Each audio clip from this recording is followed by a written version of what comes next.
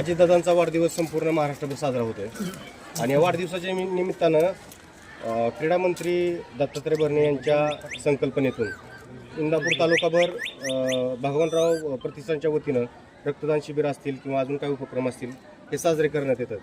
तुम्ही याच्याकडे कसं बघताय?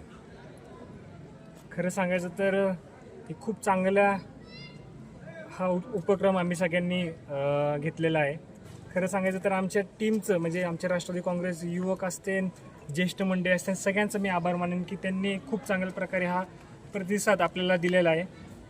काल 4 ठिकाणी आम्ही खरं तर रक्तदान शिबिर 2 ठिकाणी रक्तदान शिबिराचा कार्यक्रम पार पाडला आणि 2 ठिकाणी शिक्षण साहित्य वाटप आपण जे किट म्हणतो विद्यार्थ्यांसाठी की पुस्तक असेल, पेन असेल, पेन्सिल असेल किंवा इतर काही स्टेशनरीचे जे गोष्टी तर ते आपण आमचे कार्यकर्ते असतील राष्ट्रवादीचे सगळ्यांनी खूप चांगल्या प्रकारे तालुक्याभर एक फुल नाही पण फुलाची पाकळी म्हणून एक काम चालू केले दादांच्या वाढदिवसानिमित्त. तर खरं खूप चांगल्या प्रकारे हा प्रतिसाद बघायला मिळतोय. पिंपरी बुद्रुक या ठिकाणी हा उपक्रम आता सध्या चालू आहे. बापू, या ठिकाणी ग्रामस्थांचा कसा प्रतिसाद मिळतोय, कसं काय? सकाळी 10ला रक्तदान शिबिराचं उद्घाटन केलं. आत्तापर्यंत साधारण एक 50 युवकांनी रक्तदान केलेलं आहे. या राज्याचे कॅबिनेट मंत्री आदरणीय भरणे मामा यांच्या माध्यमातून ही जी काही दादाच्या वाढदिवसानिमित्त सामाजिक उपक्रम आयोजित केलेला आहे.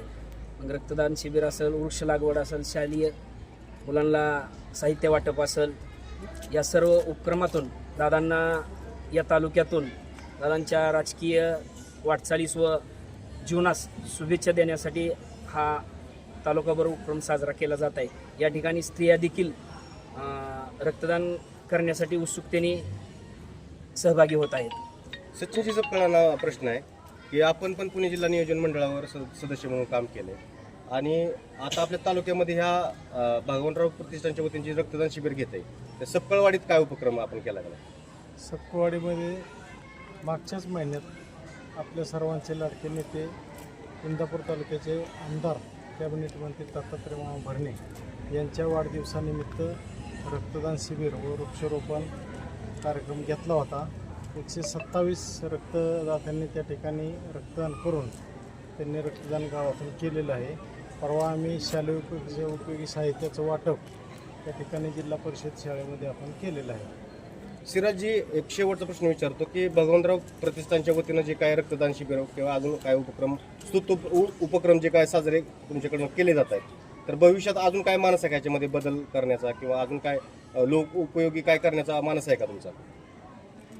माणूस तर आहे, आम्ही शोधत असतो. तुम्हाला माहिती की भगवानराव भरणे प्रतिष्ठानच्या माध्यमातून भरपूर काही गोष्टी आपण करतोय. हॉस्पिटलचं असेल किंवा इतर काही गोरगरीब कुणाचं काही म्हणजे ऑपरेशन असतील किंवा इतर कुठलंही हे असले म्हणजे काय म्हणतात त्याला कसली गरज पडली तरी आपलं भगवानराव भरणे प्रतिष्ठान असेल किंवा राष्ट्रवादी काँग्रेस पार्टी इंदापूर तालुक्याचे असतील सगळेजण एकत्र येऊन त्यासाठी मदत करत असतात, धावत असतात. तर खरं सांगायचं तर झाडाचा उपक्रम मला खूप आवडला. जे सरांनी सांगितलं की तुम्ही खूप चांगल्या प्रकारे हा उपक्रम राबवताय की बाबा आईच्या नावाने झाडं तुम्ही लावताय आणि प्रत्येक मुलांनी त्याचा सांभाळ करायचा, त्याचं म्हणजे त्याच्यावर सगळं लक्ष द्यायचं त्याच्यावर.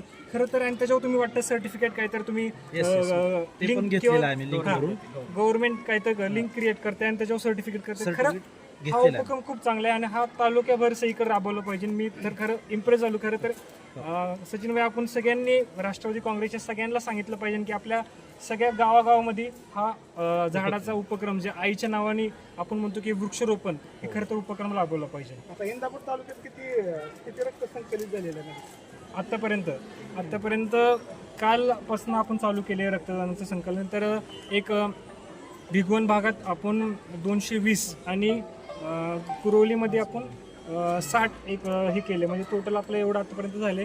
अजून आता व्याहीमध्ये एक चालू आहे आपला कार्यक्रम, आता रक्तदानाचा शिबिर चालू आहे. परत नंतर घोरपडवाडीमध्ये चालू आहे रक्तदान शिबिर. परत नंतर आता इथं पण आपल्याला माहिती इथं चालू आहे आणि कालटा नंबर 2ला एक चालू आहे. तर मग चालू आहे अजून. तुम्हाला एक रिपोर्ट माझ्या हिशोबाने पुढच्या महिन्यापर्यंत आम्ही एक प्रॉपर रिपोर्ट देऊ. तुम्हाला सांगायचं झालं तर कोविड काळ तुम्हाला ही बातमी पण माहिती असेल की 16,500 म्हणजे अख्ख्या जिल्ह्यामध्ये एकमेव असा तालुका असेल आपला इंदापूर तालुका की कोविड काळात 16,500 रक्तदान आपण बॅग हे केलं तर म्हणजे मला सांगायचं झालं तर आपला तालुका रक्तदानसाठी खूप म्हणजे रिस्पॉन्स देणारा तालुका आहे आणि खूप चांगल्या प्रकारे आपल्याला रिस्पॉन्स मिळत असतो. आपण कुठला कार्यक्रम घेतला तरी आपले कार्यकर्ते सगळे एकत्र येऊन यासाठी म्हणजे घरातला कार्यक्रम कसा असतो तसंच धावत असतं आणि आपल्या कसं जास्तीत जास्त संकलन होईल रक्तदानाचं कसं जास्तीत जास्त आपल्याला हे होईल गोळा होईल बॅग तर ते प्रयत्न करत असते. थँक्यू. ओके. अजितदादा पवार यांच्या वाढदिवसानिमित्त भगवानराव प्रतिष्ठानच्या वतीनं सबंध तालुक्यात रक्तदान शिबिर होते आणि आपल्या पिंपरी बुद्रुक गावात सुद्धा आपण रक्तदान शिबिर राबवत आहे. तर काय आपली संकल्पना? महाराष्ट्र राज्याचे विकासरत्न उपमुख्यमंत्री अजितदादा पवार यांच्या वाढदिवसानिमित्त या तालुक्याचे लोकप्रतिनिधी व महाराष्ट्र राज्याचे अल्पसंख्याक युवक क्रीडा मंत्री आदरणीय दत्तामामा भरणे यांच्या संकल्पनेतून आज आमच्या या पिंपरी बुद्रुक गावामध्ये रक्तदान शिबिराचं आयोजन केलेलं आहे.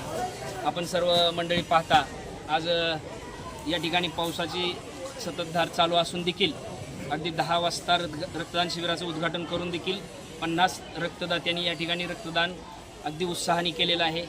महिलाही या ठिकाणी रक्तदान करण्यासाठी उत्साहाने सहभागी होत आहेत. यापूर्वीही भगवानराव भरणे प्रतिष्ठानी कोरोनाच्या काळात ज्यावेळेस या देशाला या राज्याला रक्ताची गरज भासली त्यावेळेस या प्रतिष्ठानच्या माध्यमातून आम्ही आमच्या पिंपरी बुद्रुक गावामध्ये 171 बाटल्याचं रक्त संकलित केलं आणि या परिसरात देखील मंगटण वासल गिरवी गोंदी वज्र या परिसरातील देखील ग्रामस्थ युवक या रक्तदान शिबिरामध्ये सहभागी होतात.